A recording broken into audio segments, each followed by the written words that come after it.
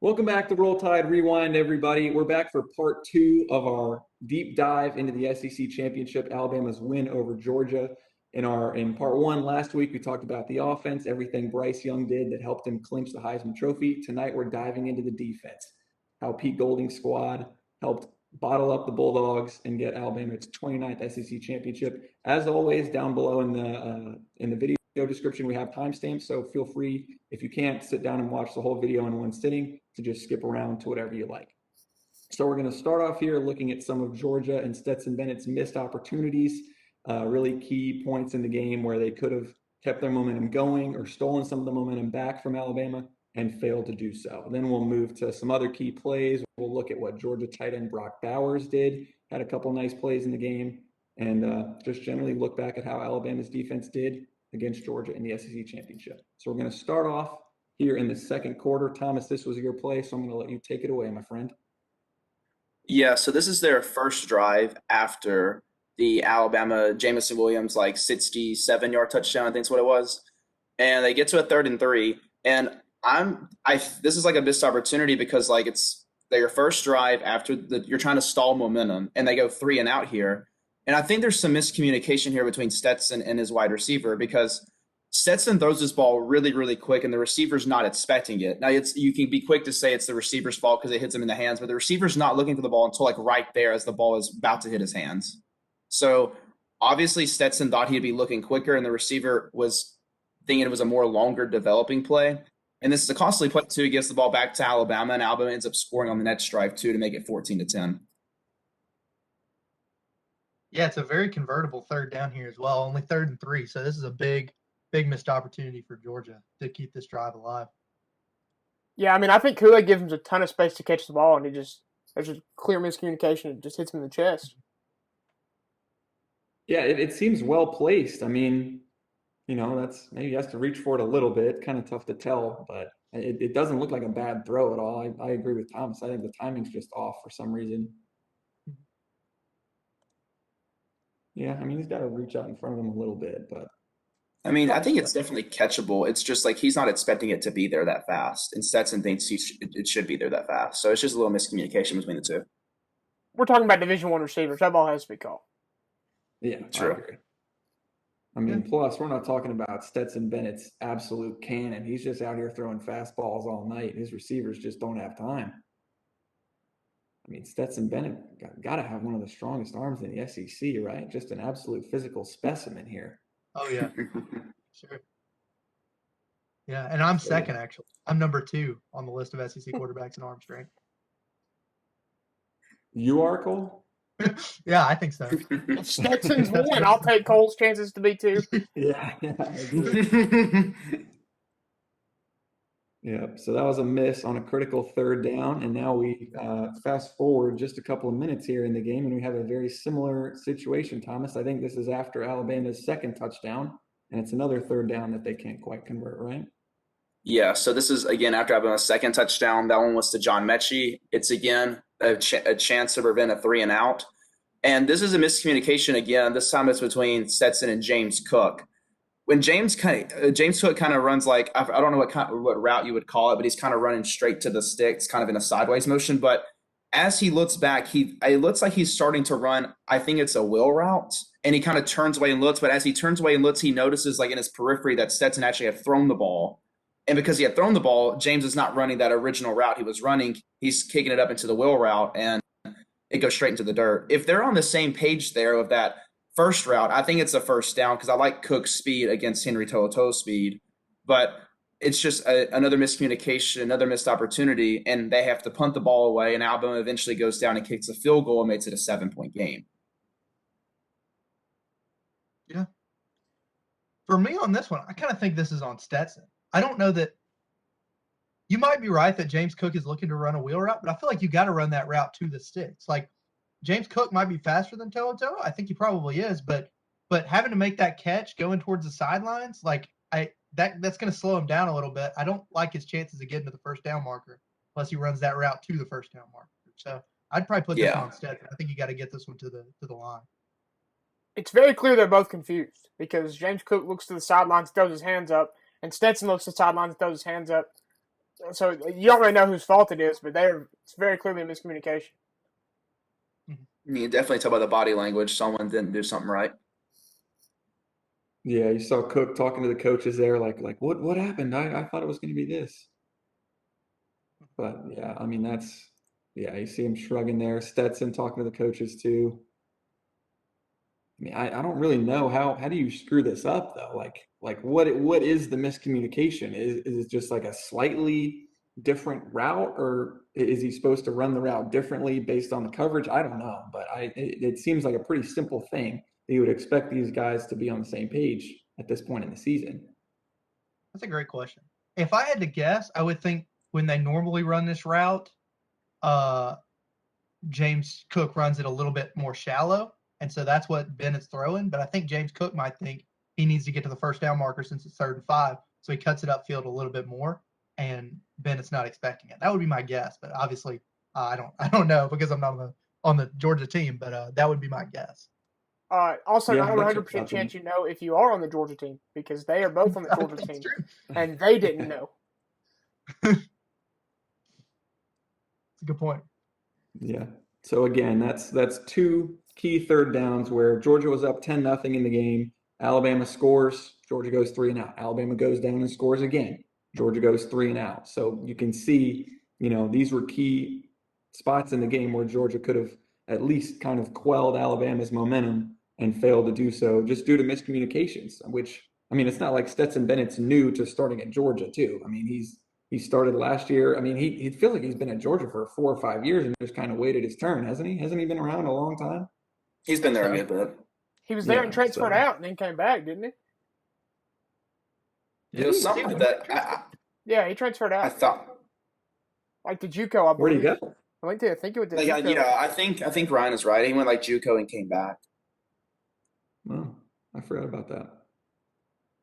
So anyway, surprising to see miscommunications and, throws not being on time and not seeing things the same way at this point. But now I had a couple plays in here that were basically like red zone plays, missed opportunities in the red zone, because that was a big thing for Georgia. They had 5 red zone drives in this game. They had 2 touchdowns, a field goal, a pick, and a turnover on downs. So they missed a lot of opportunities there. And here was the first one. Here Stetson takes a sack on 3rd and 3 from Dallas Turner, number 15 right there. And this ends up being a field goal. So they get on the board, but 3rd and 3 down in the red zone, you're disappointed to settle for 3, especially against an offense like Alabama. So to me, it looks like Stetson, it looks like Georgia's expecting man because they're running James Cook on the wheel route out there. And then they're running a mesh concept here. These 2 guys cross. That's a concept that you run against man coverage. But then it looks like they get a coverage from Alabama that they're not expecting. Stetson says, okay, the wheel route's covered. Let me read the mesh. Doesn't like the mesh. I think he has 7 right here. Who's 7? Is it Jermaine Burton? Jermaine Burton. Yeah. So I think he has him right here. If he gets the ball out right there, I mean, Burton turns around right after that. And I think he's got a chance at the first down. He may get tackled there by Hellams. But I think Stetson just isn't trusting what he's seeing, doesn't like the look, is a little bit afraid to pull the trigger, and then holds the ball and invites the pressure there by Dallas Turner. So I think that's on Stetson. I mean, Alabama has it covered reasonably well, but I think Stetson's got to pull the trigger there and, at least give his guys a chance to convert. Yeah, I agree completely. I think this is definitely on Stetson. I mean, when you run that mesh concept, like that's your first read is going to be the mesh. You got to read those linebackers and see kind of which way they kind of shift, and then you throw it to the other receiver. You see right there, all those linebackers are playing high. Burton's coming kind of low. That's to me seems to be a pretty easy first down. I think if he throws it, and it's not like he didn't see it because, like I said, that's got to be the first read. I would think so. This one confused me. I thought this was should have been a pretty easy first down. Stetson just doesn't throw it. See, I think he should have thrown it to James Cook. If those are to James Cook gains like 4 yards and it's a first down. Like he's running. If you hit him like in a little bit in stride, he gains maybe 4 yards. That's a first down. That's what Georgia thrown all year. They would throw these quick passes to the running backs, but he looks over there and then just I don't know what he doesn't see, and then he just waits too long. And Dallas Turner, I think Dallas Turner's running like one of the stunts that Will Anderson usually always runs, but he runs right behind Smith there and kind of gets clogged up. Then he just takes it back outside and makes the sack. But yeah, I just don't know why he didn't throw to James Cook there. Like it's even if it gains 4 yards, it's a first down. Like I feel like he's trying to look for a home run when all he needed was just a dump off. I don't think the throw to Burton's as easy as it looks. I think Hellams makes a play on that. Yeah, I see it too. Because like if he throws it right there and you go a little bit, Hellams easily. I think Hellams makes that tackle. He's going to hit him really hard, and there's a chance he doesn't hold on to that football. Yeah, but I mean, if Stetson gets it out on time, I think if Stetson gets it out right there, well, that's a little early. If he gets it out right there, Burton turns around in time, and Burton can make a dive for the first down marker. I think it's got a chance. Hellams is going to put a hit on him, but I think he's got a chance to get the first. Let's see if we have. Here we go. I guess that's pretty much the same view, but see, Gary agreed with me. I agree with you too. I mean, he's open, and Stetson's looking over there. Yeah, that's what confuses me. He's looking right over there, and like I don't know how you don't throw that right there. I guess he just sees Job kind of lurking there and thinks Job's just going to go drive on it real quick and put a big hit on James Cook short of the first down marker. But I mean, that seems like a higher percentage throw than sitting back there for longer and waiting for the mesh to develop, and then you stand back there and invite the pressure to come get you. So I'm with you. I think he has the wheel route for sure. I think Dallas Turner's been really impressive this year. He's really stepped up since Drew Sanders got hurt. Mm-hmm. I think he has like 6.5 sacks in like half a year. That's really impressive. Yeah, I saw that the other day. I had no idea he had that many. Good for him. That group of pass rushers next year is elite. Oh. And we're bringing in the number 1 edge rusher in the country too, Jeremiah Alexander. Thompson. From Thompson. And I think the number 4 or 5 edge rusher from the IMG Academy is coming too. So you got Will Anderson, Chris Allen, who people are going to forget about. I'm worried he's going to get lost in the shuffle. You got Drew Sanders. You got Dallas Turner's getting extensive playing time. Then you got the freshman coming in. It's going to be a really deep edge rusher crop. And we know how valuable those guys can be to a defense. So, yeah, bodes really well for Alabama's defense next year. And it's funny, Thomas, I think you hit on it, but the stunt doesn't even really work here how it's supposed to. It kind of gets clogged up the middle, and then Dallas Turner does a nice job of kind of realizing what happened and going back outside to be able to get that sack. That's a nice play by him, too. Yeah. He looks really fast there, too. It's kind of hard to tell because it's such a short area, but I feel like he gets there really quickly. Yeah. So there's one missed opportunity, a potential 4-point play. Obviously, you don't know what would have happened if they had converted that, but having to settle for 3 points there is not what you want. Now, this is even more fatal to Georgia's chances because this time, because of Demarcco Hellams, they don't get to score at all. So Will Anderson does a nice job kind of getting back there, getting pressure on Stetson. That's just a horrible decision with a guy in your face. You're standing back there, you're throwing late over the middle, which is the unforgivable sin as a quarterback. And we'll go to the other view here in a second. But Stetson should clearly be able to see Hellams lurking there. I mean, look at what he's seeing right here. He sees Hellams right there. And I mean, part of it is you can see, is that Bowers? Yeah, I was going to say, I feel like part of the problem is Brock Bowers stops and then allows Hellams to get in front of him. I think part of this is on Bowers. Even though Bennett has Will Anderson in his face, if Bowers keeps running, I don't think it's not an interception. I still think it's a horrible decision, though. Because, I mean, they're clearly not on the same page. Bowers slows down to try to help Stetson out, but then Stetson's still throwing the ball to Bowers. So they're a little bit not on the same page there. But still, even if Bowers is running full speed, that's, to me, a really bad decision. Hellams is still in a great position to break that up. Oh, no. Yeah, it's still a risky throw either way. Because when you have the best defensive player in the country in your face and you're trying to put a throw across the middle of the field, it's gonna you're asking for problems. Yeah, I think that's him just trusting Bowers and getting him to just assuming he's been your safety blanket all year. If you see him and you're in rush, you just throw him the ball and you assume he's going to get it. Yeah, could be that. Plus, I mean, looking at this play, I'm wondering if it's supposed to be Bowers all along. Do you guys think the whole design of the play is to get a bunch of the linebackers and get everybody going to the offense's left so that there's more space for Stetson to throw that to Bowers? I think so, and it does not work at all. I mean, we see No. half the teams on outside the numbers there. It seems like to me, at least we got 5 people, I believe, right around him. This is one where I think Stetson's just got to throw that ball away. I understand he's trying to make a play. I mean, they're down 14. Alabama's got all the momentum at this point. But you're right, James. I think if Bowers doesn't stop on the route, I think he's got a chance of getting to that ball, but I don't think it's a very good one. I think at the very least it's a 50-50 ball. I don't know that I like that decision by Bennett. I feel like he only has 2 options. I feel like it's either Cook or Bowers. And in the beginning, Cook is well covered. So, and then when Anderson kind of gets his face, he just panics and just throws it to Brock Bowers. Like Ryan says, his safety blanket, he'll catch the ball, and Bowers is not on communication-wise, and Demarcco is right there to make a big play. This is the difference between playing Alabama and playing like South Carolina, because Brock Bowers is going to take that ball from South Carolina's defensive back, because you can out-athlete everybody because you recruited the number 1 class in the country, or 1 or 2 for the last 8 years. And Alabama has the athletes to where you're not going to do that to them. You're not going to take the ball from them like that. Yeah. Fantastic play by Hellams too, being able to have the strong hands to get through that, get through the process of the catch, even with Bowers knocking him away. It's a good job by a safety there.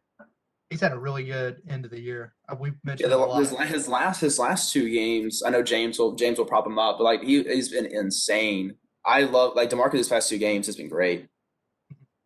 Yeah, and I think part of his ability to make a play on this ball is it's good communication between him and Christian Harris too. You can barely see it right here, but Harris notices Bowers going inside and kind of points and alerts Hellams to what he's doing. And then that kind of helps Hellams realize, hey, like he sees Bowers running that route and is able to get the upper hand on it. If he doesn't get that signal from Christian, then he may be, a half second later to recognize, because he is going that way to the offense's left at first. Hellams is right here, but then he recognizes Bowers coming across right there and gets in a good position. So I think you can see the communication among all these guys increasing as the season goes on too. So what was the situation right here? Yeah, they're down 14, middle of the third. Stetson's definitely pressing here. I mean, it's only second down though, so you really don't need to. It was their first drive of the second half too. It took 7 minutes off the clock or something like that, because Alabama started off the third quarter with that lone Jameson touchdown. So I feel like he's just trying to force something to make it more of a tight game, I guess, and then just throws it right to Demarcco. Yeah, this was their 11th play of this drive, and then he makes that decision and just blows it. Can't have that. Any other observations on that one? Not really. All right. Well, we'll skip ahead to another missed opportunity. Pretty similar situation. Now instead of 2nd and 9, it's 4th and 9. Last play of the third quarter, still a 14-point game. And what I really liked about this one, there's not really a whole lot to break down, but Alabama brings 6 on this blitz, which isn't something they really do all the time. You'll see them bring 5 pretty frequently, several times a game, but bringing 6, that might be once a game or once every couple of games maybe. And if we look at the 6 guys that they bring, they drop Dallas Turner here, and they bring these 4 and both safeties. They bring Hellams and Battle, and then these front 4, which is not something that I can say that I've ever seen before, is a team blitzing both safeties from deep on a play and just playing straight man coverage. Because they're bringing 6, and then just it's man to man on the other 5. So I thought that was a pretty cool play design there. Yeah, I think that this is on the left side of the offensive line. They just let Battle go right through there. Now, obviously, when you bring 6, one guy is going to be left unblocked. But like Battle's coming before Demarcco here, and the guard, like as you can see there, he just goes to his left, and I guess from the beginning, you see how Dallas Turner's lined up. I guess from the beginning, he thinks Turner's going to come and To'o's going to come to like the B gap where the guard goes to, and he thinks Battle's coming in, the center's going to get Battle. But when Dallas Turner backs off, that changes everything. So the tackle's not going for Dallas Turner anymore, and Jordan Battle's just able to run right through the middle. Yeah, believe it or not, then Jordan also- Battle. My bad. Go ahead.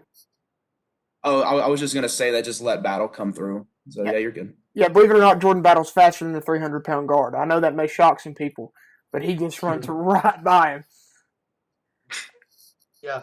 It looks like he tries to chip a little bit there, but he's just completely out of position. Like he I kind of feel puts like his he- arm up trying to slow him down a little bit. It just doesn't. Yeah. He's already by him. Yeah, I just also feel like he thinks the center's going to have Battle because you don't just when you know there's no running back there to help the quarterback, you don't just nudge the guy. You think the center's going to be doing the more of the work. So I don't know. That just confused me. You don't let a safety just waltz right through to the quarterback. Yeah, absolutely. Yeah, Stetson has no chance on this one.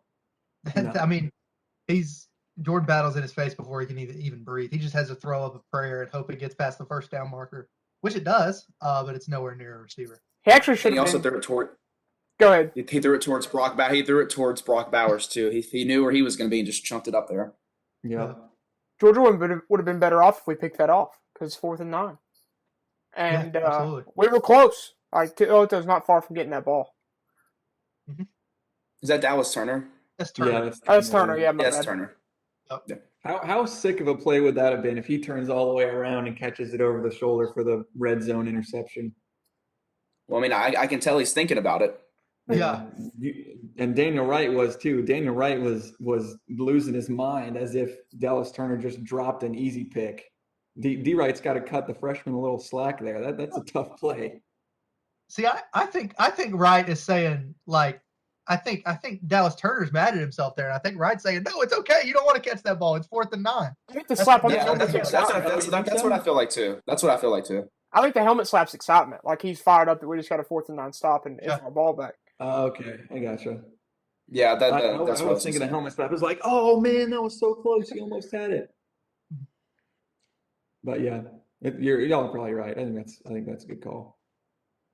And then Stetson there, you see the frustration. He just it's like, what am I supposed to do with that, man? Yeah. There's nothing. And also, like, good by Jordan Battle timing this up almost perfectly. Like it's like as Stetson catches the ball, Battle's already behind the offensive line. Yeah. Hellams as well. I know Hellams doesn't make the play on this, but he does a good job fooling that offensive line of making him think he's not coming. He goes at the very last second. That's a good job by him. They're both flying too. They get through there quick. Yeah, they are. Both of them. I think against Auburn in overtime, whenever they had to kick their field goal in overtime, we ran a safety blitz on like the 3rd down, and we were able to sack them. So Daniel it's kind of Wright got similar the play sack, to didn't that. he? I feel like, yeah, it was Daniel Wright. So it was a similar play to that. I feel like. Yeah. Redemption tour for him and Slade Bolden both and at the end of the Iron Bowl. That's right. And they barely right. get the snap off too. Say it again. They barely get the snap off too. That's probably why Battle was able to time it up good because it was at 2-1 and the Battle just starts running. Yeah, Like that's a the great point. play clock's running down. Yeah, that's a great observation. So there's another missed opportunity. 4th and 9. Alabama brings the house and they can't complete it. So stays a 2-score game there.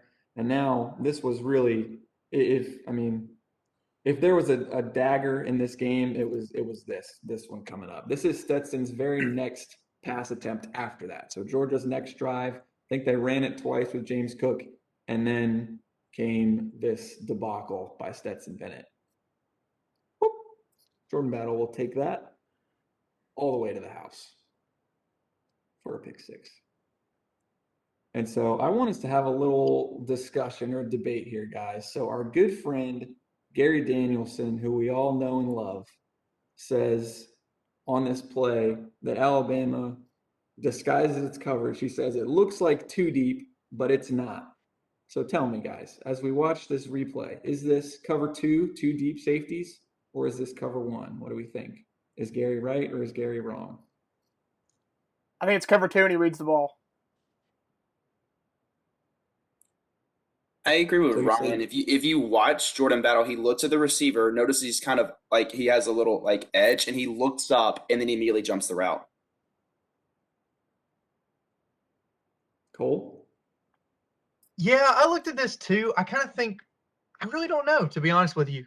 It's kind of tough to tell. He definitely makes a fantastic play on the ball. I kind of think it's actually cover 2, because they got no help over the top, and this corner Job at the bottom of the screen gets worked. Now the ball's already out, so it doesn't really matter. But he gets beat deep, and that could be a big play.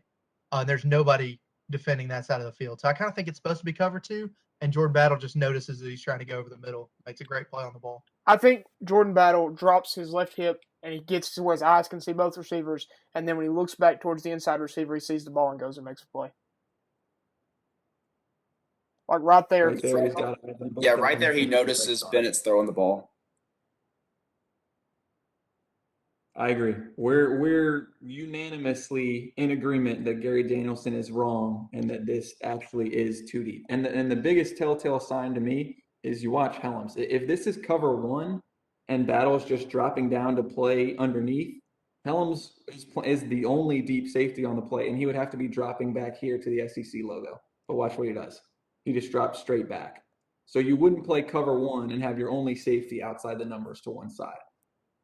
So I agree with all three of you guys. I think this is cover 2, and Battle just does a nice job recognizing the route concept. Stetson also does him a favor and literally stares at 6, the receiver, literally the entire time, like right there before he even hits his back foot. He's staring right at him. Yep. So Stetson telegraphs that. Battle, I think, even though he's playing a deep safety and not an underneath zone, does a nice job reading him and makes the pick 6 to go up by, 3 scores, right? Yeah, Yep, 38-17. 38-17, yeah. Which we really needed, because this was around the time our offense could not move the ball at all. I don't remember what the exact stats were, but it felt like we couldn't move it at all at this point. So we really needed these points here. Also, I loved how he put Will Anderson on Brock Bowers. And he just hugged him. That's 2 grown men. Mm-hmm. And a lot of people, including some people among the 4 of us, have been criticizing how often Will Anderson gets dropped into coverage. How about dropping both Will Anderson and Drew Sanders into coverage on the same play and blitzing both inside linebackers? How do we feel about that? I mean, I'm obviously, fine with dropping Drew Sanders into coverage. I think he's actually not a bad cover guy. Will Anderson, I feel like, should be pressuring every single play. I agree 100%. I Yeah, don't want to say too much or I'll get worked up. But yes, I agree with that. Yeah. Yeah. Now, I will say Will does a good job here. I will say when the play started, I was concerned because I remember watching this live. I noticed no one lined up in front of Brock Bowers, and I was like, if this is our game plan, we need to just start firing a lot of people. And then I saw Will Anderson immediately go out there and jam him, and I'm like, okay, that may do something. Because Will Anderson's not lined up in front of him, so that's why I was concerned. But he just, yeah. Yeah, and Will does a nice job kind of playing that from the inside with inside leverage. Yeah, I mean, there's a good chance with all this space here and with both linebackers blitzing that Bowers is going to try to cut it inside. And that, I mean, that's well coached by Will, and he knows that he's got to play that from the inside and not let Bowers run wide open into that open area. So probably not too much more to break down on that one, but just wanted to give a little shout out to our good friend Gary Danielson there, saying it's not too deep, but all 4 of us think it actually is too deep. So for all the viewers out there, we'll let you decide whether you agree with Gary or with the 4 of us. So there's some missed opportunities by Georgia. We saw some turnovers there, Stetson holding the ball and missing opportunities to move the sticks.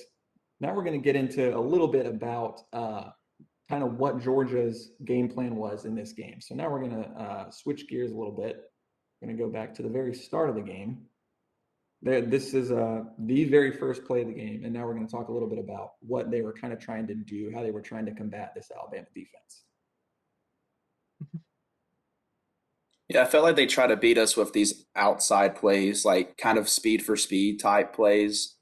Like Georgia's, they're trusting their receivers to make blocks and their tight ends to make blocks and James Cook to be faster than everybody else. And this is a good start to the game. It's I think a 16-yard catch, and they get 15 added on from DeMarco's late hit there. But I do kind of question the blocking of this play. I feel like they could have gotten a lot more yards, but they, instead of Brock Bowers and the outside receiver blocking their two guys man to man, they have Brock Bowers run inside to block a linebacker, and they left Jordan Battle alone, who almost made a play.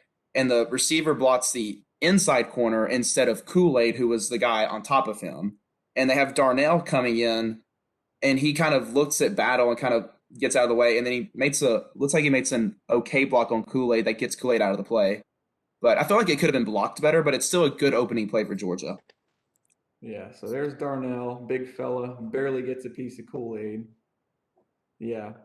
I mean, like you said, they gain 16 on the play, but still they whiff on a couple of blocks there. I agree. They could have gotten even more.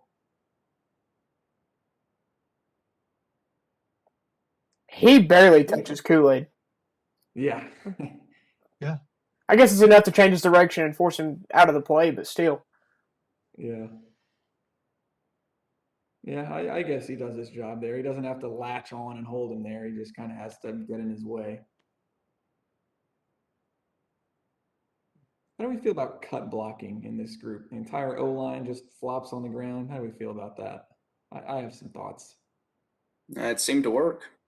I think it's pretty soft. I mean, on this play, it doesn't really it wouldn't have affected anything if they cut it or not. Yeah. Ryan, did you say it's solid or it's soft? Well, I mean, solid as in it works, and soft as in I don't think it's the most Ethically. Yeah. I guess that's the word I'm looking for. I agree. I think it's lame. Yeah. If you're worried about player safety, I don't think you should have 300-pound men diving other people's lower extremities. Agreed, 100%. But I mean, it's shown to be effective. You know, it definitely slows the big fellas down on the line. But yeah, I'm not the biggest fan of it. It's also why I question Saban scheduling a triple option team every year. I feel like we always play like one triple option team just so they can dive at Will Anderson's knees for 4 quarters. Like, is that seriously something we needed to do? That's a great point. Now, Will does a good job. If you look at the top of the screen, Will does a good job. That's how, like, the best way to defeat a cut block is what he does right there. He kind of grabs him and just throws him out of the way. But the play, they go opposite of Will Anderson on the play. So a lot of teams started to do that. So Looks like Young does a pretty good job kind of avoiding it too, but he's just not fast enough to get to James Cook. yeah, Byron Young, I think, does the best out of all of them. Feels like we see this from Jordan Battle a lot. He just made a great play on the last play we saw with the pick six, but this is not the first time that he's gone up to make a tackle near the line of scrimmage and hasn't been able to wrap it up. That's definitely not one of the stronger points of his game. I don't know why that is, because he's an all around solid player, but not his strong suit for some reason. Going up, playing downhill, trying to make a tackle close to the line of scrimmage. We've seen that kind of whiff. Well, teams need to be thankful that's the case, so we'd have Kyle Hamilton back there, because they would be very similar players if Battle could tackle at the line of scrimmage. Yeah. Mm-hmm.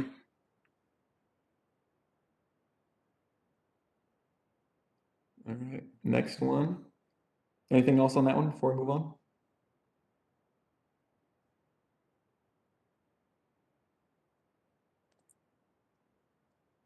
So Georgia also loved throwing screens in this game. 2 of their 3 touchdowns, in fact, came on screens. So here's one from Stetson Bennett the 4th to Lab McConkey, which has just got to be one of the best name combos in college football history.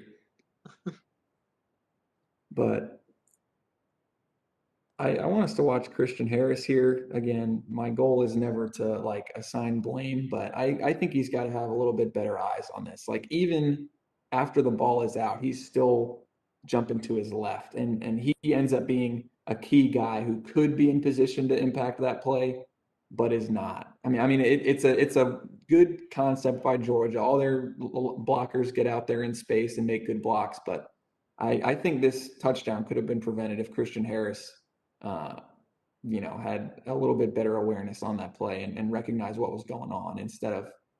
It looks like he's just reading this guard. Like he sees that guard pull over here and thinks it's going to be a run that way. So I need a little bit more from him on that one. Yeah, that's what I was going to mention. He seems to be reading that guard, which makes sense, but there's no running back on the play. I don't think we really expect Stetson Bennett to run it much. So how are they going to run this ball that way is what I would. I also will say this is just a really great blocked play by Georgia. Like all the defensive linemen come up, they all go to their guys, and it's just really one-on-one with Ladd and is that Josh Jobe, and he just makes a good play. Jobe. So Makes a good play. Jobe whiffs. That's true. I think it's a horrible attempt by Josh Jobe. I was talking about Ladd. I wasn't talking about Jobe. I'll say it's a good play by Ladd, not for Jobe. Like he just kind of cuts around. I wasn't talking about Jobe. I still don't think I think it's more Jobe than it is Ladd making a good play. I think. Yeah, I would agree because Jobe goes up. Tackle. He also goes up very high with it too. Like if you go up high on a tackle, you're never going to usually get good results. Also, Dallas Turner fast. If you see him almost catch him before the goal line. Oh yeah, that's I great. did not know. Wow, that's impressive. In game, and I was like, that's scary. That dude's quick. Right there, chasing him down.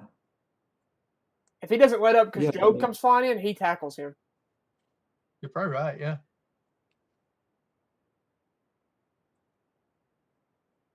Yeah, I mean, I think the bottom line on this one is it's just a well-blocked play by Georgia because, I mean, To'o recognizes what's going on. Like, he's got it. He's right here. He's watching what's going on, sees McConkey, sees Bennett throw it, and sees what's going on. But then one of their blockers just gets out there and seals him off, and he just has no chance. Mm-hmm. So I got to give credit to Georgia on that one. So there's one of their 3 touchdowns. Now, if we go later in the game, as they're trying to make this comeback, they run basically the same thing. It's to Bowers this time, but it's super similar. You see that left guard pull. They run the little inside screen there to Bowers.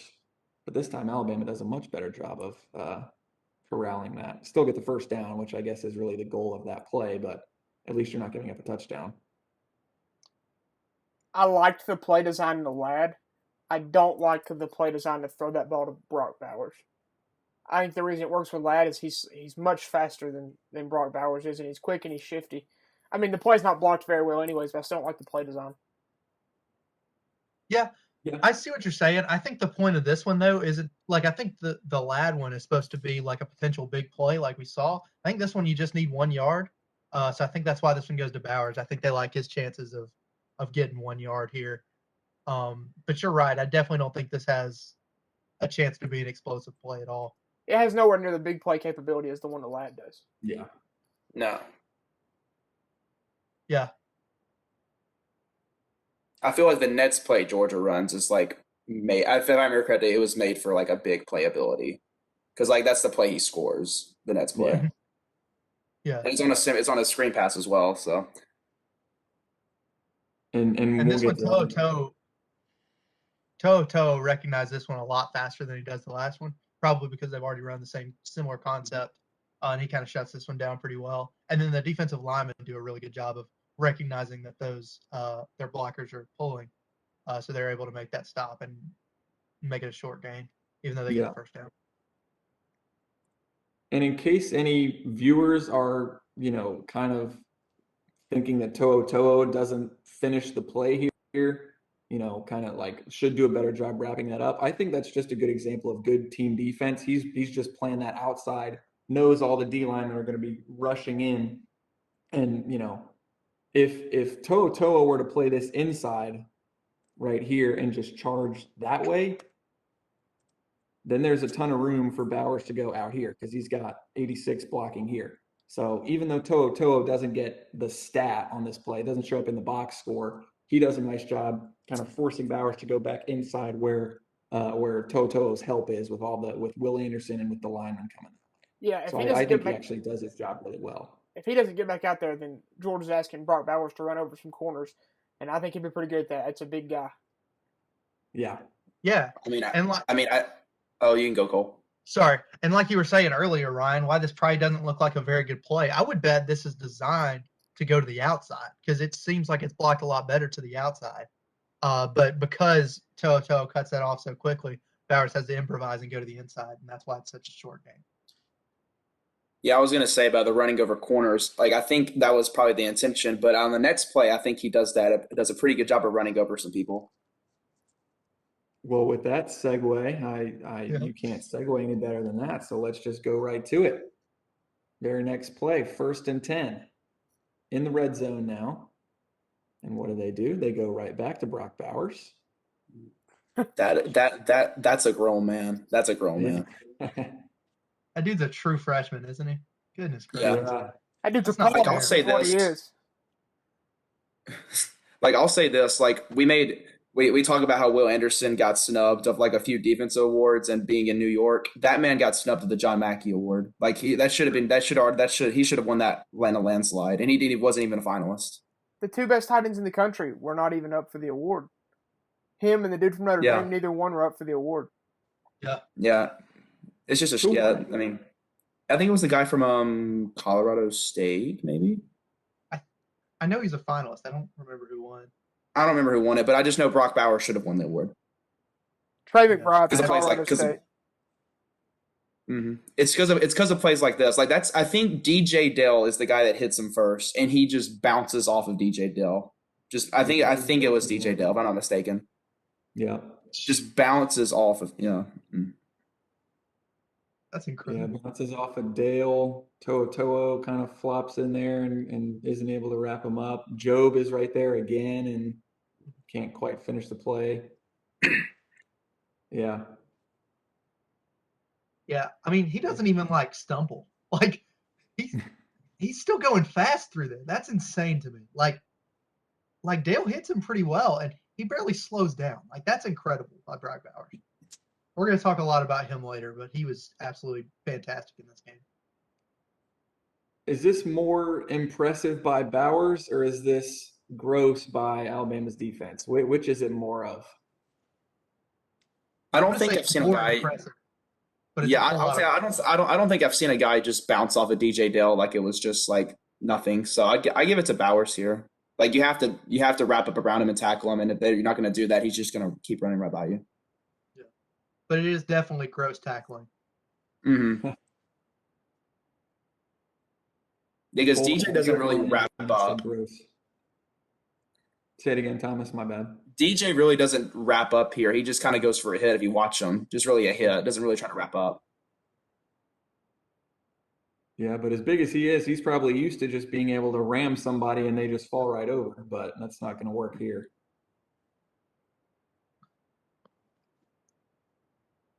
At this point, did y'all think, were you worried at all? 10 minutes to go, Georgia closes it to 2 scores. Were you worried in the slightest? No, because I don't think Stetson Bennett can extend the field and throw the ball deep. And they proved it here. I mean, they went back-to-back screens. They don't trust that guy to throw the ball deep. The point where I would say I was worried was they scored here. Alabama went 3 and out, gave the ball back to Georgia. At that point, I was like, okay, if Georgia can do what they did on the last drive, they can make it a 1-score game, but they ended up punting the ball. So I would say at that point I was the most worried, but they didn't do nothing with it. Yeah, I wasn't worried after we hit Jamison Williams in the first drive of the second half. I stopped worrying.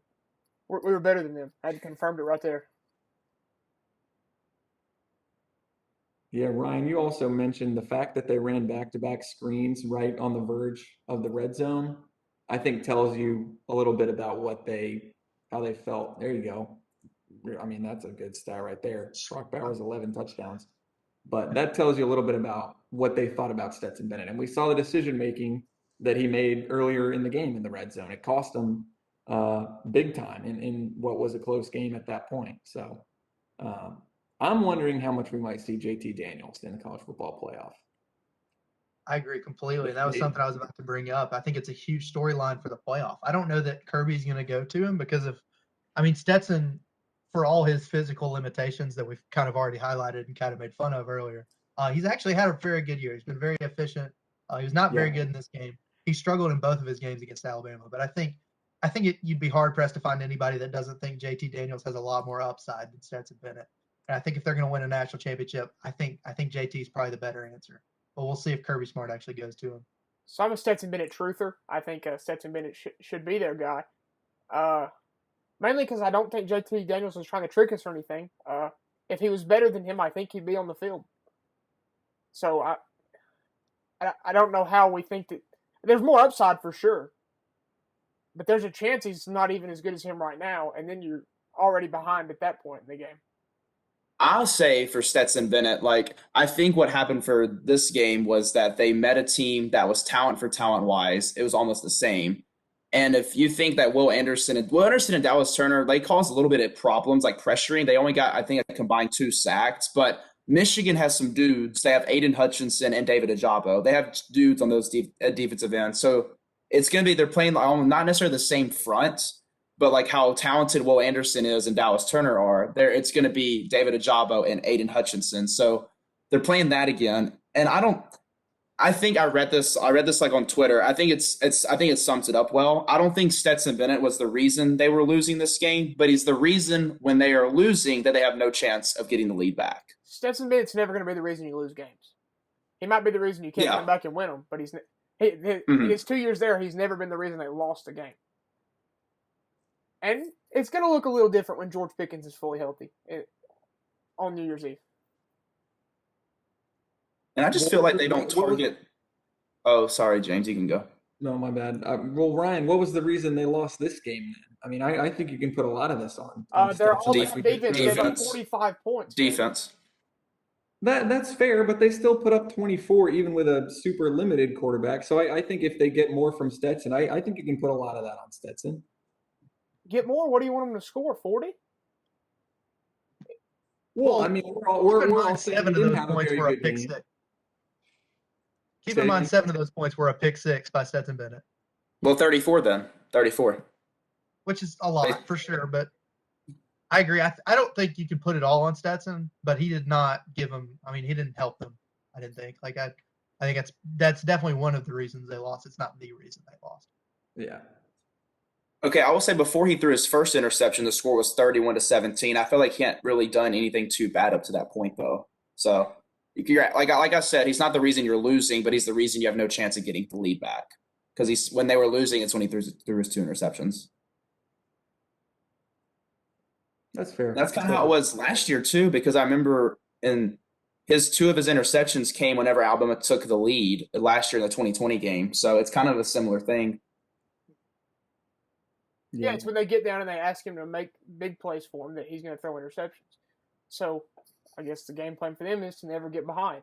And up until this point all year, they hadn't. Like their defense had been so good, it had shut down everybody. And in every game they played this year, if you score 24 points, you win the game. Mm-hmm. So, and I think that's how it's going to be in the semifinal as well. I think if they score 24 points, they're going to beat Michigan. We'll see how that goes. Yeah, I'm with you. I don't think Michigan can score 24 points on them. I don't think they have enough of an aerial attack. I don't think they can threaten. It's their offense. Like Michigan wants to run the ball, and I don't think Cade McNamara is going to beat you. Is going to throw 400 yards like Bryce Young did. So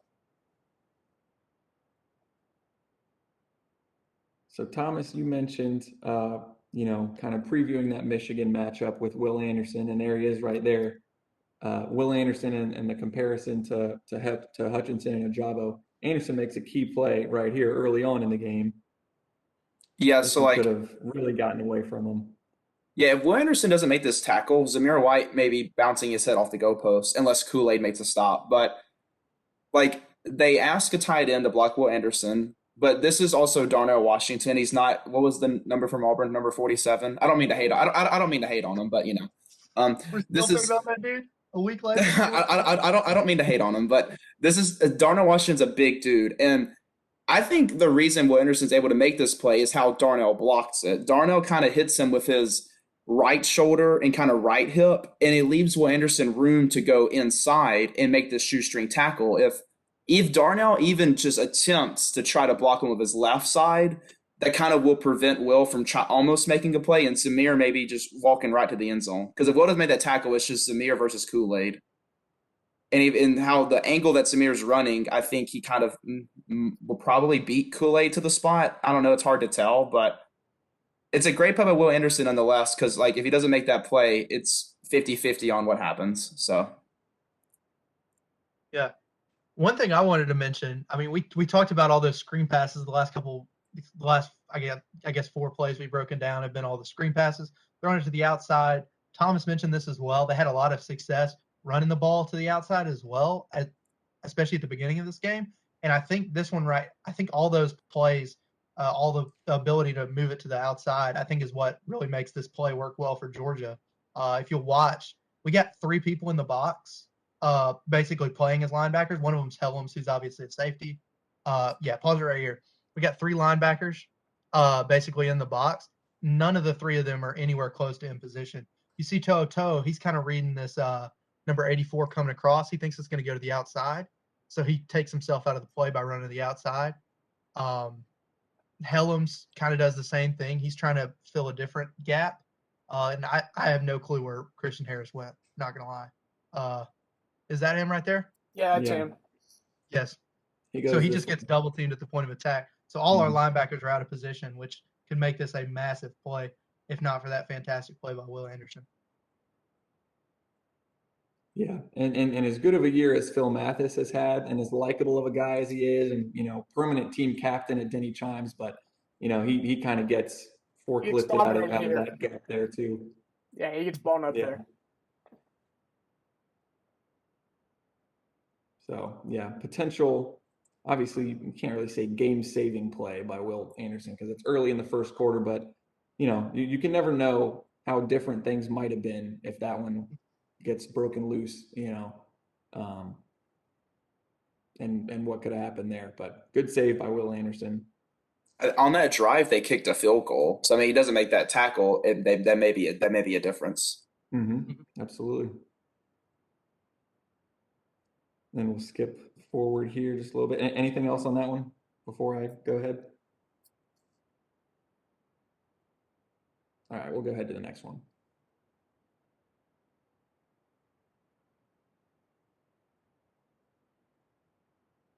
What you got on this one, Thomas? Didn't you put this one in here? Yeah, this is a trips right formation, and I don't remember the coverage here, but they left Fitzpatrick, who's kind of like the last one to kind of get out of this trip bunch set, and he just no one picks him up. Like Branch, and I forgot who the one was behind Branch, but they both kind of go to the outside, and it's Christian Harris. They both go outside and leave Fitzpatrick wide open. So it's a bust by either one of them. I don't know who it's really on though. I can't really tell. Yeah, so these 2 guys right here, 14 Branch there, and then 8 Christian Harris. Because Toto ends up kind of following Bowers, and then it looks like Harris and Branch go out. Was it to the running back? Is that where they're going out to? Yeah, they're going out to James Cook, and one of them should have been on Cook, and one should have been on Fitzpatrick, and I don't know who to point to on that one. I think it's probably Harris. Just because he's closer to him. I think Branch would kick back out to the running back. Actually, I just feel like Harris would be the one guarding the running back because usually they have linebackers on the running back. So I don't know. It's on one. I think it's on one of the 2. It could be either one. Yeah, maybe Harris just thinks he's in man-to-man on James Cook there, and that kind of causes him to forget about what his role is in playing that bunch. I'm not sure. Obviously, there's so many assignments and checks and adjustments in Saban's defense that it's tough to know for sure. But yeah, somebody's supposed to be covering Fitzpatrick there. Good tackle, though. Yeah, really good tackle. Demarcco again. Yep. How about that? Turning around, too. That's a pretty good job. He's playing in on this guy, kind of doubling him with battle. And he turns all the way around, flips his hips, and makes a tackle. Yeah, that's well done. Georgia has some massive individuals. Like Fitzpatrick's big. What's the other guy's name who's big? I know Bowers is big. Darnell Washington. Yeah, he's just a massive human being. And they use him well. Yeah. Like Brock Bowers was used very well this game. Yeah, how big is Bowers? Because that's where we're going to go next. How big is he? I feel like he's like 6'5", isn't he not? 6'4", 6'5". Is he? Wow, I didn't know that.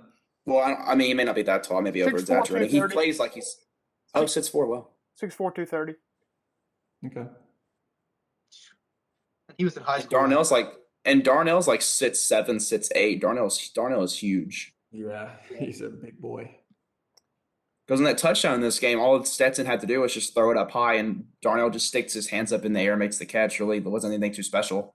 Yeah, I mean, he was on toe-to-toe, and that's a matchup you'll take all the time. I mean, that's not a knock on toe-to-toe either. You'll take Darnell Washington on, man-to-man in the end zone on basically anybody. The man's 6'7". There's just not many guys who are going to be able to compete with that. I know we're going to Brock Bowers now, but imagine having to guard him in high school because he was in high school a year ago. Yeah. Imagine having an algebra test in 8th period and then having to guard Brock Bowers for 3 hours. Oh, man. Yeah, he ruined a lot of opposing defenders' nights, didn't he? Yeah. I don't want to think about it. It sounds pretty bad. Yeah. So we mentioned how Georgia kind of uses these tight ends, uses these guys with size, but Bowers I think is kind of unique because we mentioned he's not a huge guy. He's not, he's 230, so he kind of pairs the athleticism with the power, like we saw earlier, being able to run those guys over. And several different times in this game, Brock Bowers, even though he's a true freshman, was able to rip off some nice gains. So let's run through some highlights here and see what happened and what allowed him to get open here. Yeah, I think this is a bust on. I don't know. I think it's on Kool-Aid. I could be wrong. The replay will show it better, but they kind of run another trips bunch formation, and Bowers. That's the reason I think it's on Kool-Aid is because 2 guys go with the deep guy, and they just leave Kool-Aid and they leave Brock Bowers alone. So that makes me feel like it's on Kool-Aid. Yep. I think he stays just a second too long with Burton going deep. I think he should have passed him off just a little bit earlier to battle there.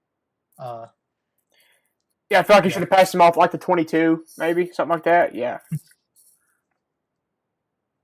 not the 22, the 18. Like right, 18. Yeah. Mm-hmm.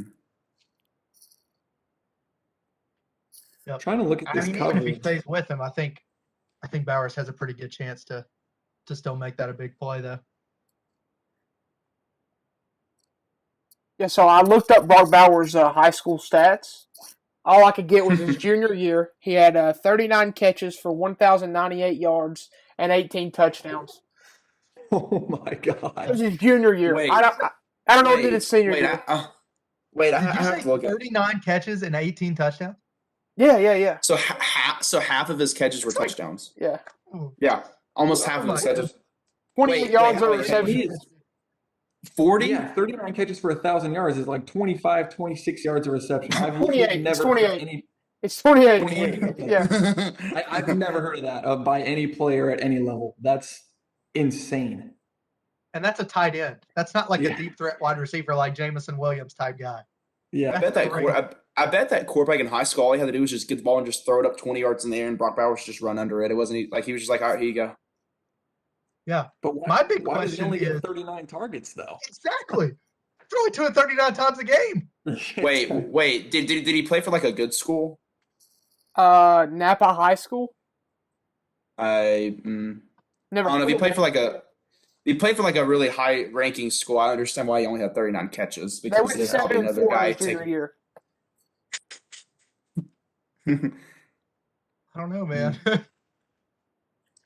39 for over 1,000. That's insane. Yeah, I'm trying to look at this coverage.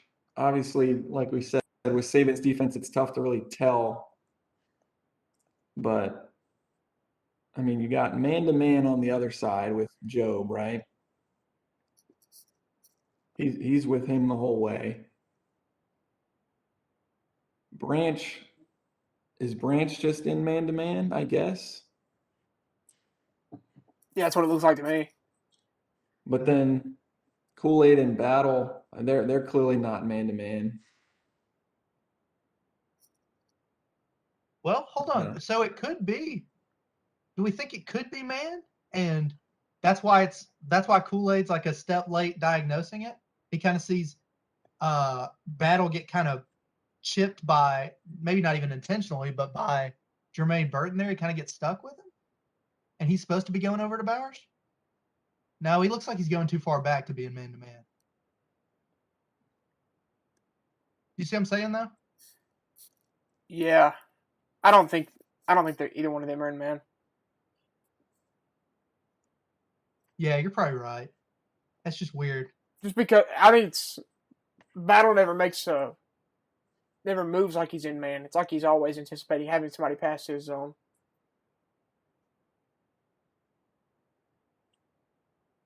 So I know a lot of times it'll be like you don't know who your man is until after the route distribution, right? That's this whole idea of like pattern matching is Kool-Aid might not be man to man, or I'm just saying Kool-Aid as an example, but a particular DB might not be on one guy. He's on the first guy to go outside. And then once you see who the first guy is to go outside, that's your man. So I'm wondering if maybe that's the case here. And so that would make well, that wouldn't make sense because then this guy would be the number one, the most outside receiver, and you wouldn't have the safety on the number one receiver. So I don't know. This is a weird one. This isn't a cut and dry one where it's it's just straight cover 2 or straight cover 3 or something. They're mixing and matching some stuff here. But bottom line, I think we agree, right, that Kool-Aid has just got to be a little quicker to recognize Bowers coming there. He just stays with who did we say that was? Burton for a little too long. Yeah, it's Burton. Yeah. So, and I mean that's probably exactly what that concept is supposed to do. They're trying to get the eyes of both the safety and the corner there, and just open up a bunch of space for Bowers to run into. So it's a good concept. You can't be too mad about getting beat on that one.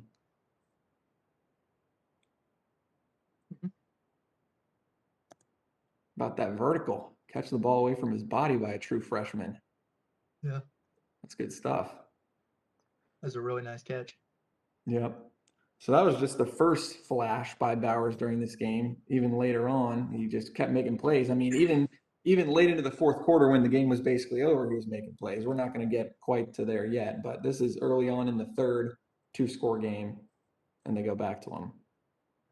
Yeah, I put this one in. This happened on 2 occasions, but we'll just look at this one.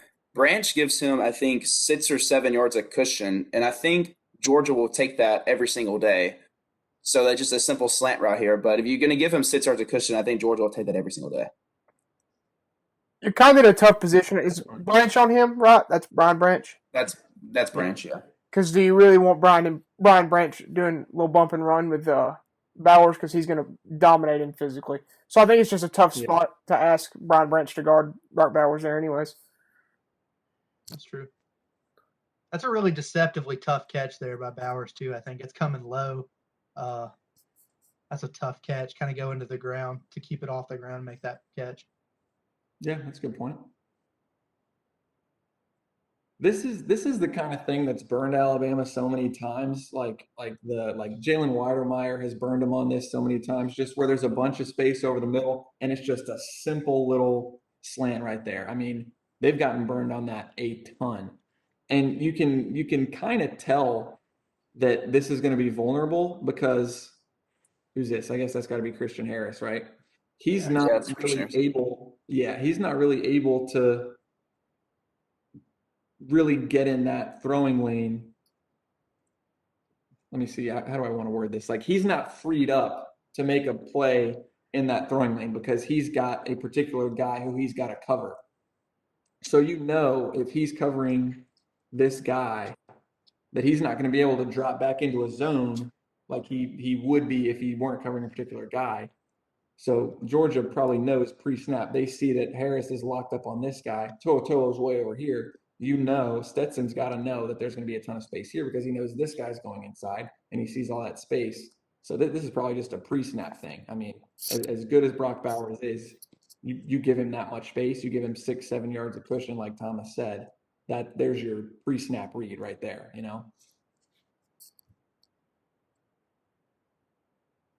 Yeah, I don't really know what Toyota's doing there. Like he's just standing there. Like I think if Christian Harris could pass him off to Henry, then he can get back in and make a play there. But I think that's a big ask for 2 linebackers to be passing receivers like that. I'm not really sure. Yeah, to me it seems like Toto is ready, like he's still ready for Christian Harris to pass the tight end off to him, but by that point he's already gotten the ball out and he's just looking to go make a tackle, is what it seems like to me. But I think if Christian were going to pass him off, he would have. It looks like he kind of stays with him. You know what I mean? Like Yeah. by the time the tight end gets to like there, Christian would have already backed off, and Henry would have already been ready to take him. Do we think he's just like a spy? Who, Henry? Yeah. I don't really know. That's the only thing I think that could explain why he's just standing there. Yeah. Well, I mean, I feel like he could be because like Stetson isn't known as a runner, but I mean, he's not a. Whenever he does run, it's not a bad runner. Like he's killed a few in this year. There's been a few games where he's been able on like third down, been able to run for like 7 yards on a 3rd and 5 to get a first down. It's happened like multiple times. Maybe he's a spy. yeah, that's a good call, actually. I don't know. I don't know that he's a spy for Stetson. I would call him based on how they're covering this. Now that I watch it again, it just looks more like straight man to man. Here, battle on him, Christian here, Branch here, Job here. So it looks like straight man to man with those 5. You got who's that? Hellams or Battle, one of the two. I think that's Hellams deep right there. Battle here, and then Henry's freed up. So you got cover 1, 5 guys in man to man, deep safety, and then Henry I think is what they call a robber. He's an underneath guy who doesn't really have an assignment, and he can just roam and read the quarterback, and that's kind of what he does here. He starts wide out here, and then sees Stetson looking inside, and starts to kind of drift that way. Then he hesitates and looks back at Stetson. But I think that's what it is. So I don't know that spy is the term I would use. But I think that's basically what he's doing. He's just kind of lurking and seeing if he can read the quarterback and break on something. He's probably wondering, like the hesitation there, he probably thinks that Stetson might be trying to go to this tight end because it looks like he's reading Stetson and thinks he's going to Bowers, and then he checks it again just to make sure that Stetson's not going to burn him by throwing to this guy who Christian's covering.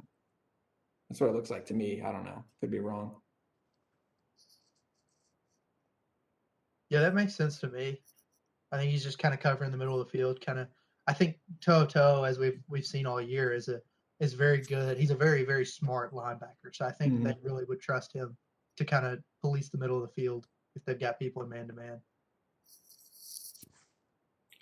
Yeah, you touched on that a couple weeks ago, Cole. Just his eyes are so good, very disciplined, doesn't get manipulated often. Does a really good job with that most of the time. Anything else on Brock here? We got one more Bowers play that we want to highlight. Anything else before we move on? Let's move ahead to the last one here.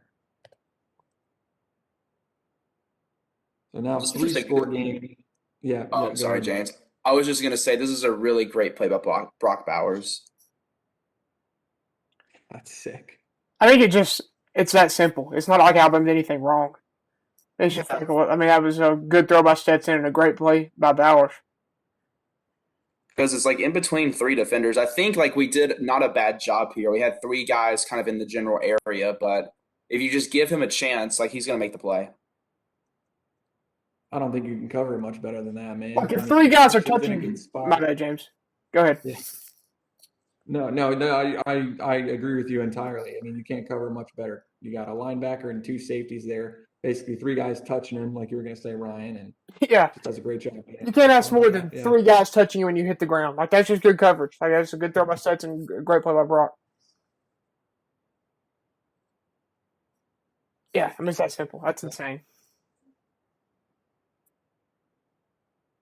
This is probably. I feel like there's not much to break down X's and O's wise, but I mean that just shows you why he was dominating high school seniors last year. What? 50% of his passes were touchdowns. That was his junior year, Cole. That was his junior year. Yeah, that's right. So I thought Napa's in California, right? I bet they didn't have a high school season his senior year. That's probably what it was. That's a great point. That's probably what it was. Mm-hmm. So he hadn't played football in a year. That's crazy. Wow. Yeah, and he comes out and should have won the Mackey Award. I'm sure it was an early enrollee, and I bet the competition at Georgia's a little bit better than the competition at Napa High School in California. That is true. I'll give a shout out to Stetson on this too. Pocket a little bit muddy. He's not really pressured, but he's got a little bit of muddiness there. Not a perfectly clean pocket, and steps up and delivers a really nice ball high enough for Brock to go up there and get it. That's probably Stetson's best throw of the night that I can think of. Welcome to the Stetson Truther Club, James. It's fun on this side. I don't know that I would call myself a Stetson Truther by any stretch. But yeah, that was really pretty right there. Mm-hmm. Any other shout outs to Brock Bowers we want to talk just about that he's him good. more? I mean, if Alabama plays Georgia again, I think we know who to focus on. Yeah, he's dangerous. And one other name I think Ryan brought him up earlier is George Pickens is starting to get healthier. He's looked at as, if he can come back and play healthy, he's looked at as a potential first, second, maybe third round pick in this upcoming draft at receiver. Mm-hmm. Kid out of Hoover High School has been really, really good for them. So we're gonna have to watch out for him as well if we have to play them again. He played this game. He just wasn't healthy. He was just out there some. Yes. He's probably on a snap count if I had to guess. They weren't going to show him. Georgia's not back against the wall there. Alabama is. Georgia can afford to not play George Pickens and lose. If that's what happens, you don't want to rush him back when you don't need him. Right.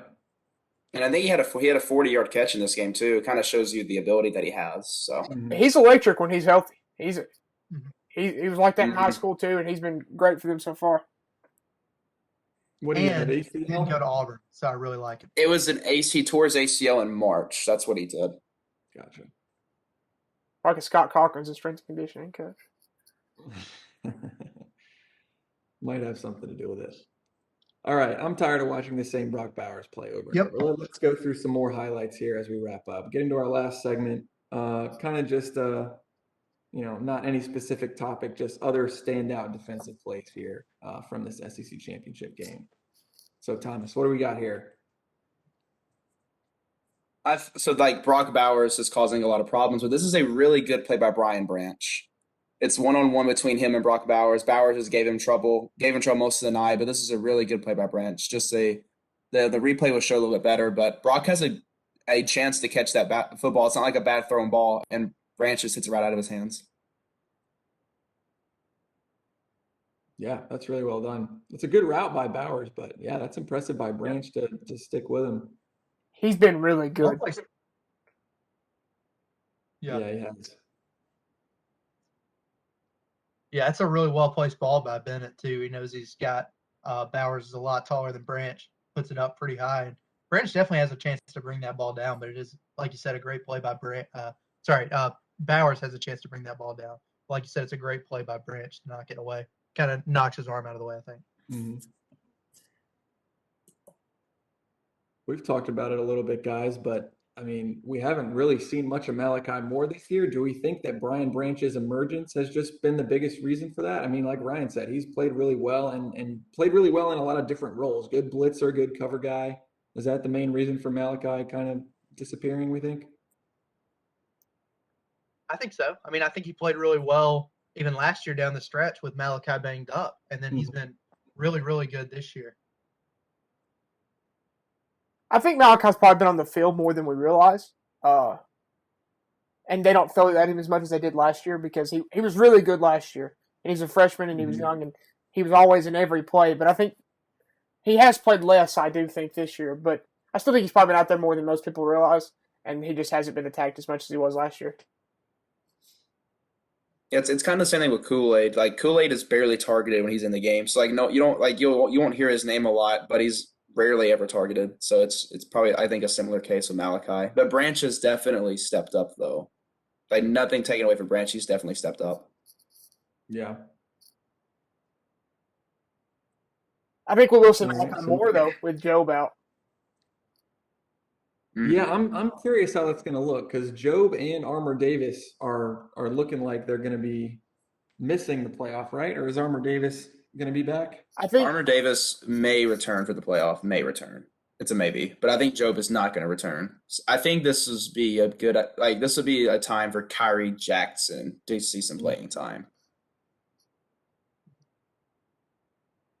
Yeah, if both of those guys are out, you're probably looking at Kyrie Jackson and Kool-Aid on the outside, Branch at the star, and then Hellams in battle at safety. Then in dime, depending on the look, then maybe you see Malachi in there again or Daniel Wright. We saw a couple times in this game. this So is yeah, not the X's could and open O's, up some opportunities. but this is the softest call for a flag by Kirby Smart that I've ever seen at the end of this play. That's a good observation. That's just soft. Yeah, like Brock Bowers has what 4 or 5 inches on Branch, and he's Yeah. like much bigger than Branch. Oh yeah, pass interference all day, right? Kirby realized You it can too. tell He just Kirby doesn't even really think it. Yeah, Kirby's not even convinced. He's just like, can I get a flag, please? Please. He's just like just give us a break, man. Just give us a break. That's a good observation. That's the kind of observation you can pick up when you watch a play 15 times in a row. Your eye starts to look at different things, and you see Sure. Kirby begging for a half-hearted flag there. if even half-hearted. I mean, it's like quarter-hearted. He does not want the flag very bad. Yeah. All right, Thomas, we've reached the point in this episode where we get to let you talk about Will Anderson. I know that's one of your favorite pastimes. Oh yes, love Will. And again, they use a tight end to block him, and it doesn't do too well. Yeah, that didn't And work. yeah, his get off is one of the most insane things. I mentioned this in one of the previous rewinds, but his 0 to 5 or 0 to 10 yard sprint is faster than his get off is faster than Jalen Waddle's get off. He's the fastest one on the team last year, and I think he's the fastest on the team this year too. From 0 to 10 is the fastest. First 10 yards, you're saying, right? Yeah, first 10 yards. It's 0 to 40. The first 10, Will Anderson's the guy, and he's barely he's the fastest. It's crazy to think about, but yeah. That is wild. Yeah, I believe it looking at this play. I mean, I slowed this one down to 0.5 because I was like, he's got to be off sides. He's got to have jumped early, but he didn't. He just got off insanely fast and makes an incredible play. Let's see. Yeah, nope, not at all. Ball snapped, and he's still there. He just blows it up in the backfield. There's really not a ton of X's and O's there either. Yeah, He just beats Washington, and then he makes the tackle. Yeah. he's just the best player in college football. Mhm. Generally, the best player in college football makes great plays. Simple as And they that. usually get invited to New York City, but none That's about true. that. I also Washington's great, but I don't know that this is the role that you want him in. He's great because he's huge. He's not great because he's quick. You know what I mean? I'd rather Brock Bowers be the one throwing the block on Will Anderson personally. That's what At I least think we should be he blocking. can get over there and get in his way faster. Yeah, I'm with you. He might get Yeah. blown, thrown to the But ground. either way, Darnell's a 6'7" dude. Either way, throw one of them at Fitzpatrick, just throw one of them at him, and it didn't seem to work. So yeah.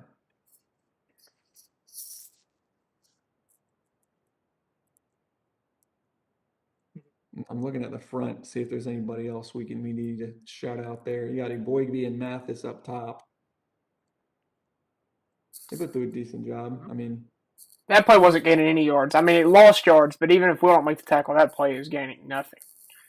yeah. Well, I mean, I don't know. If Will's not there, there's a little bit of a gap there. if he's able to bounce off Will, if Boygby can get up there. yeah, if he bounces off Will, there's still a Bogey right there. So I don't think it goes Yeah. really far. Yeah, but I think if Will doesn't hit him, he may be at full speed. He may get to that hole before. I can't tell who that is. He kind of stunts. He's the one at the top of the screen there to start, but he's in the hole at the end. Boygby is who it is. But Yeah. I think Cook might beat him to that spot if Will Anderson doesn't hit him. So I think it could gain yards.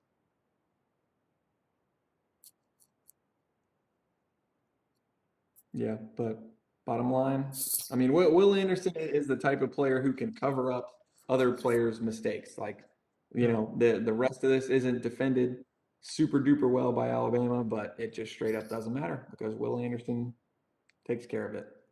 Mhm.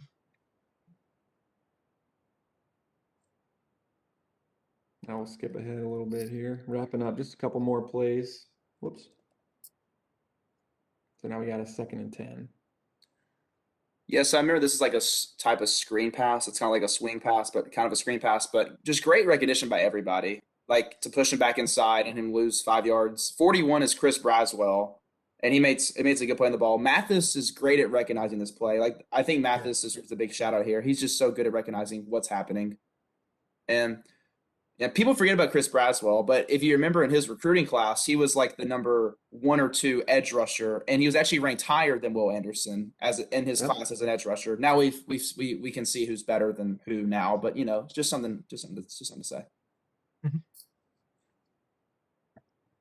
Yeah, I think you're right, Thomas. Fedarian Mathis makes this play by recognizing quickly that it's a screen and cutting him off going to the outside, forces him back inside, and when you're pulling lineman to try to block for a screen, you're going to leave defensive lineman wide open to make the tackle, and that's what happens here. I love Henry Toto on this play, just coming right in and just boom. He kind of starts out like out of the 25, and he recognizes it too, and then he just makes a straight line right to the running back. Yeah.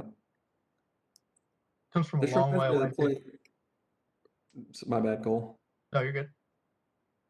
I was going to say that this reminds me of the one earlier where Henry kind of is playing contain, gets to the outside, and then forces, I think it was Bowers on the screen, back inside, all the linemen going that way. This is kind of similar. Mathis and Braswell are the first ones there, kind of force, is that Cook or McIntosh? That's McIntosh, I think. That's McIntosh. Yeah, so they forced McIntosh back in, and then there's Dale, and then there's Sanders, and then there's Harris, and then there's To'o. So it's just good team defense. The kind of the classic, again, if it doesn't show up in the box score, there's still value to it because it, just forces the guy back inside to where the rest of your help is.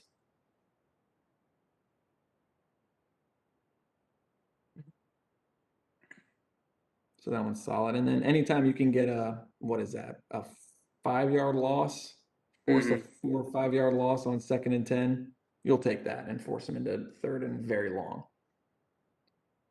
So now we'll skip ahead. We talked about Will Anderson's get off a little bit, but here's just another example of the explosiveness that he plays with. He's on the left tackle right here. Yeah, that get off by Will, like I just don't understand how it's possible.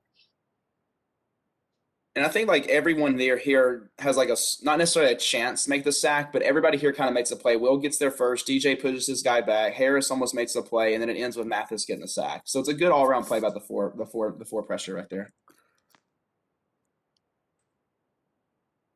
Yeah, this is another one I slowed down to make sure Will Anderson was not offsides. And again, he's just insane. He's not offsides. He just moves so quickly. Yeah, just times it up perfectly. That's insane. That's a freak level athlete. Yeah, it is. I'm ready for him to be at the combine in 2 years because he's gonna put up some insane numbers. Yeah. Yeah, if they don't think he's a top 3 pick for sure right now, the combine and next season will probably prove that easily. Mathis throws Stetson Bennett to the ground violently here. Look at that. He's coming from all the way from the other side. He's up here, facing down, just boom, wrestles him to the ground. I love that. I tell you what, I would not want to be Stetson Bennett and Fedarian Mathis running full speed at me. I would not want to be that guy. No, not at all.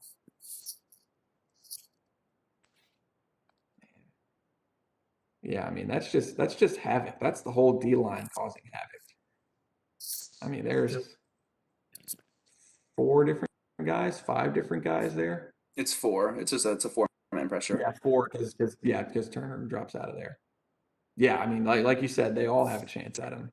He's got no chance. I mean, yeah, there's just nowhere for him to go.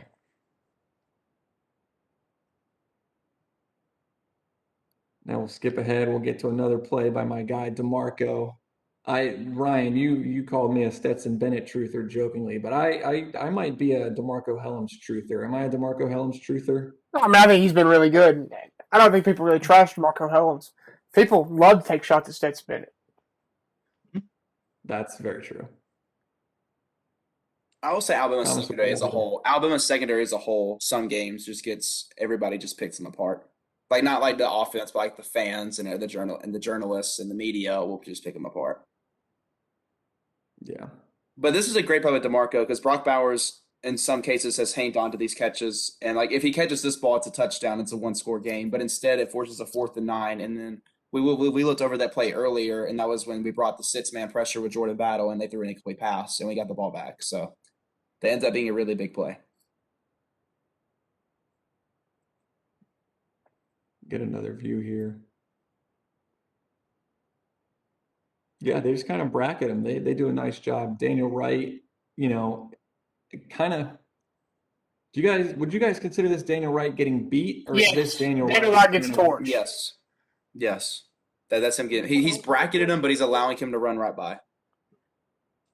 Right, but I mean, he knows he has help. I mean, DeMarco barely, but DeMarco barely gets there in time, though. Like, barely gets there in time.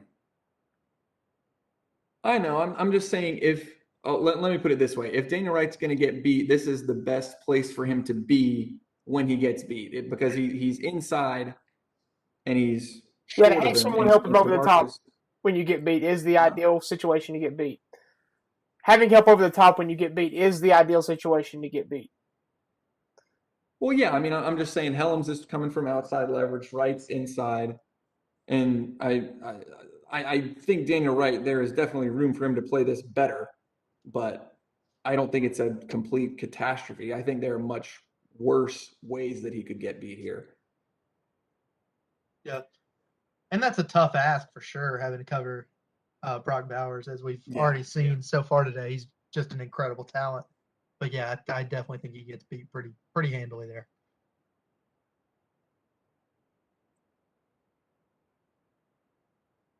The closing speed there by Hellams to get back to the ball is impressive. Mm-hmm. Yeah, he's all the way almost to the numbers and gets back to the middle of the field to break it up. Yeah. Oops. Sorry. He really has been fantastic this game and the Auburn game. You'd argue he's been the best player on our defense besides Will Anderson. Oops, that was a good view right there. Let's see that close up. It hits Bowers in both hands. Yeah, Bowers has it. Like he's not. I don't think he's not even bobbling it. He has that, and then DeMarco just hits it out of his hands. That's a good view right there. Mm-hmm. Yeah, and that's an important play too, because if we go back, that was okay. So this is right before the play, the 4th and 9 play, where Alabama blitzes both safeties and Stetson has nowhere to go and just lobs up a prayer and it's incomplete. So, this literally right here is a 7-point play. If Hellams doesn't get over there fast enough and Bowers hangs on to it right there, it's a 1-point game. This is basically the last play of the third quarter. It's a 1-point game. Totally different. So I didn't realize how valuable this play was in hindsight because of what happened next. But man, that was huge. Yeah, no doubt about it. Great timing by Hellams, Mm-hmm. making sure to not get there early, but still getting his hand in between Brock Bowers' hands to knock that ball away. Yeah. And now, unless we have anything else on this one, we'll wrap up with our last play of the night. Anything else on this one, boys? Nope. All right, let's do it. So to wrap up, we got a 3rd and 1. And again, always a great place to end is just reflecting on the greatness of Will Anderson. Sheesh. Gosh. That's insane. That's ridiculous. Yeah. like there's nothing to tackle. Like it's hard to ask of the tackle whenever he stands up and Will Anderson's already at his like left side. Like that's hard. They're hard things to do. And like I think Georgia has a good offensive line. Like it's not like that's a weakness for them. He's beating good offensive linemen. Yeah. Do we want to slow this one down and make sure he's not offsides again here? Yeah, let's do it. Got the guy motioning in. We're going to snap it right. Look at that. He times that perfectly, dude. That's so insane. If you watch him before the snap, he's ready to go. He's not just sitting there still. He's like shaking back and forth. He's ready to go. Look, he's just shaking back and forth. He's ready to go. Mm-hmm. I How do you think he's do that, like, man? as soon as he hears that clap, he runs. He's like, he's looking at the ball, but as soon as he hears that clap, he's running.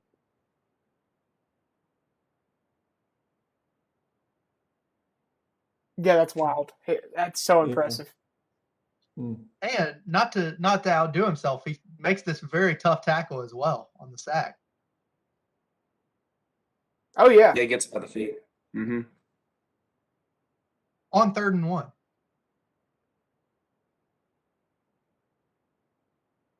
Yeah, that's impressive. What's Kyrie Jackson on the field? Oh, Job had been hurt by this point already. Yes. So you got Kyrie blitzing there. He does a pretty good job too. He takes that's McIntosh head on. So Yeah. That's honestly a good pickup by McIntosh to get Kyrie running at full speed. mm-hmm. But yeah, I mean, Will Anderson's the star of this one, going all the way around and end up finishing the play on 3rd and 1. I mean, I guess it's, the game's pretty much over by this point, but yeah, that's ridiculously impressive. Yeah.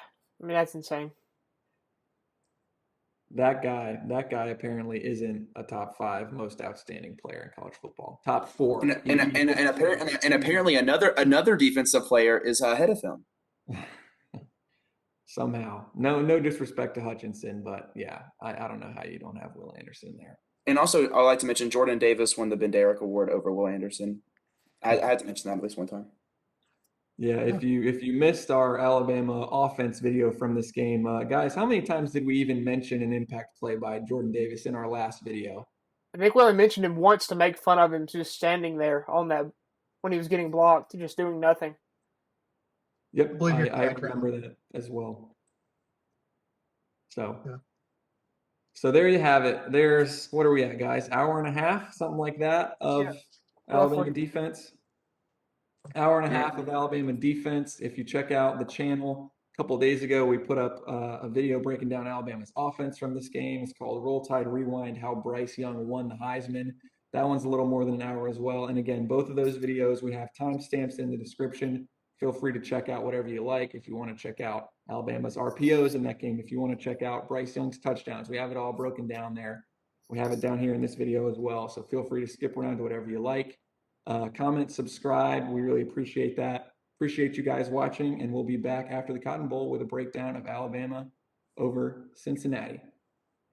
Thanks for watching. Roll Tide. Thanks, Roll Tide. Roll Tide. All right.